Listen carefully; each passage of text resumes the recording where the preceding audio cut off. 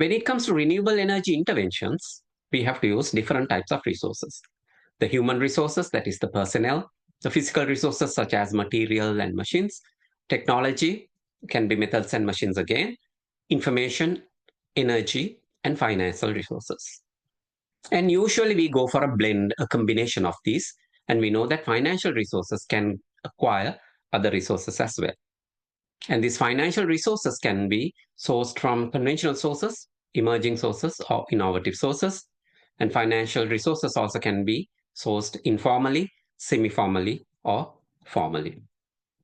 And when it comes to community financing options, there are a lot of options that we can see, mainly starting from the simplest, something like the gifts, the charities, philanthropies, the wealthy family members from the localities or communities, donations, grants.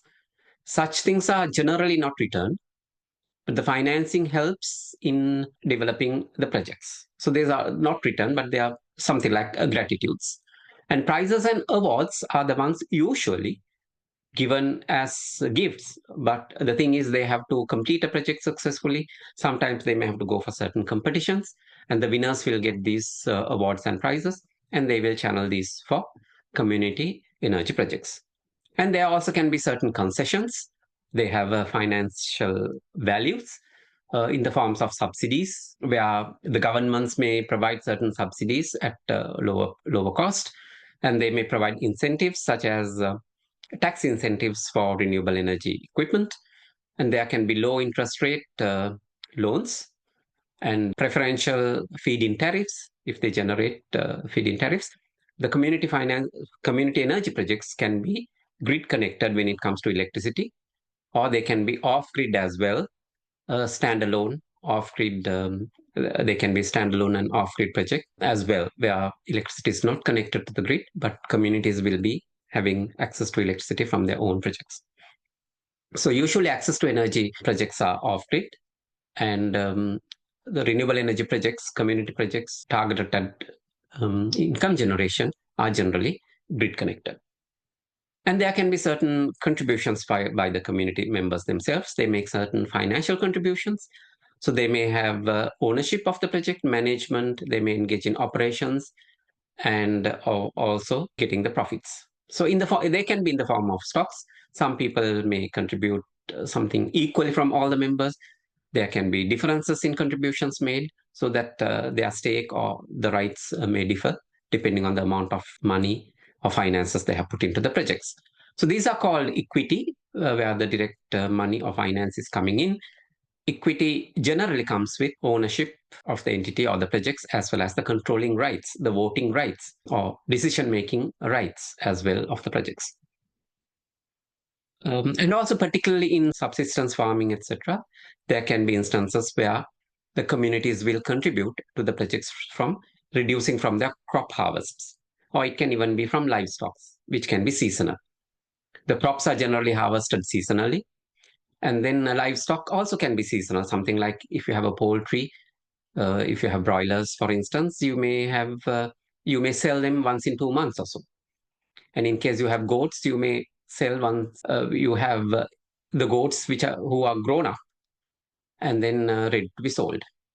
And people also can go for pawning their jewelry, mortgaging their belongings like land or whatever, lands or houses, and then finance them. And there can also be mutual self-help groups where each family or each member will contribute certain amount over a period of time. And once a substantial amount is collected, one or two members will get the loans from them. They can also associated with interest or interest free. It all depends on the mutual arrangements the communities may have. And usually, most of the mutual funds, self-help groups also are linked with microfinancial institutions. Microfinancing institutions as a third party sometimes come and interfere, and then they do the social mobilizing aspect, organizing aspects, and they may take a commission or part of the interest that is being recovered. And then we have also revolving funds, where initially a grant or something may come in, and then once the loans are being recovered and the recovered amount is reissued to the communities, so that the communities can get the funding from these revolving funds and invest in the renewable energy projects. And from the recovery from their recoveries, they can settle the loans and that can go to another loans. But something that we have to remember are when it comes to concessions, they are actually can be preferential treatments enjoyed by selected groups only. And then equity finance, as we said, comes with ownership and controlling rights. And as the financial amounts of financing required increases, more efforts have to be exerted, and there'll be more stringency has to be exerted to secure finance. It becomes difficult when the amounts are getting bigger, and community financing options also can vary from smaller and simpler approaches to larger and complex ventures. Then let's have a look at some of the community financing options. We'll continue with them. And one is mainly the debts or the loans. The community may take loans or debt from the community themselves or from the commercial establishments. They also can be in the forms of bonds. The speciality here is they have to repay the capital and interest. So these can be at concession refinancing at lower interest rates, for instance. There can be a grace period to start repayment. They take the loan in January and they start repaying in, we'll say, next year, January, or after 6 months, after they generate certain money. So there can be a grace period for them to pay. It can even be 2 years or 3 years. And debts or loans also can be backed by refinancing by third parties, where loan guarantees are provided by a third party, maybe the government or the local government, in case the communities default them. And due to high risk and lack of adequate collaterals, such loan guarantees are necessary, particularly if it is going to be from a commercial venture, if they are taking the loan or debt from a commercial venture. And sometimes project assets are also given as collaterals. We have some experience in micro hydro projects. It also can be solar projects, for instance, where solar modules can be uh, given as collaterals, or as security, or even something like the generators, or not really turbines, but the generators can be given as project assets. Those such project assets can be given as collaterals. And we also get blended concessionary financing, where there could be a pool or syndication of different players.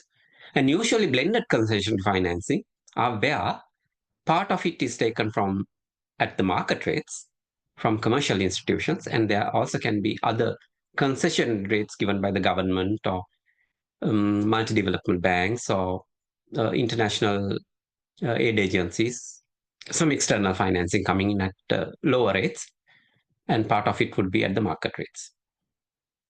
And there also can be certain direct investments by the community themselves or by the commercial interventions. There also can be venture capitals, where when it comes to high risk aspects, some people take the high risk and they do invest with the community jointly.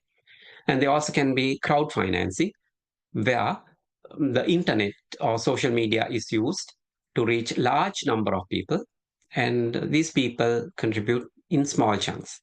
So large number of people in small chunks make a big amount. And they also can be either grants, debts, or equity, with interest payment or profit sharing, or it can also be as a gesture or a gift. And also we have seen carbon credits or certified emission reductions being used, offsetting the carbon emissions. And particularly the corporates invest or sort of spend their earnings for carbon offsets in the development projects, the community development projects. We have seen them in Asia and the Pacific area.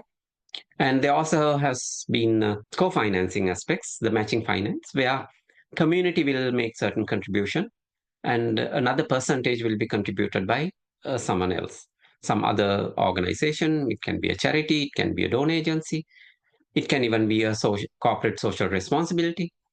So it's again some sort of a blended, but mostly co-financing partly comes as a gratitude. So as the financing requires increases, as we said, the more efforts will have to be made. So apart from direct financing, there are other aspects where the value, the financial, there is a value added aspect from other aspects like contributing physical resources like providing machinery and equipment free of charge maybe, and provision of free services, for instance, social mobilizing aspects provided by leaders of the community, the youth and volunteers. They may not charge, but they are contributing towards the project, so there is a value addition to the projects. We can attribute some financial value to them, and contribution from tacit international resources. The experts who may be working elsewhere or staying in the village may share their ideas. They provide their knowledge and technology know how, and some of them may provide voluntary professional services like engineering designs, conducting feasibility studies, and then conducting environmental and social impact assessments. And also, one of the major contribution by the communities are the sweat equity, where the people from the village may provide their own skilled, semi skilled, or unskilled labor directly into the projects. So they may not charge for them, but there is a value in them. For instance, carpenters, for instance, masons, they may contribute their skilled labor. And apart from that, the people, the community also may provide locally found and produced material. They may get sand, they may go and do some sand mining from a local river and bring in and provide soil and rocks, for instance. And they may even produce some bricks and contribute to the project. So they have financial values, but they may not be paid any money. But still, they contribute towards financing the community renewable energy projects. And then, although not directly external financing, we also have the options of renting and leasing land, equipment, machinery, the buildings, etc., for community energy projects. For instance, an area where solar energy is densely available, where there is a solar hotspot in a private land, the community, the person from the community may lease or rent their premises for community projects. It can even be a wind resourceful area. It can be an area where a water stream with a good water flow rate and a head is available.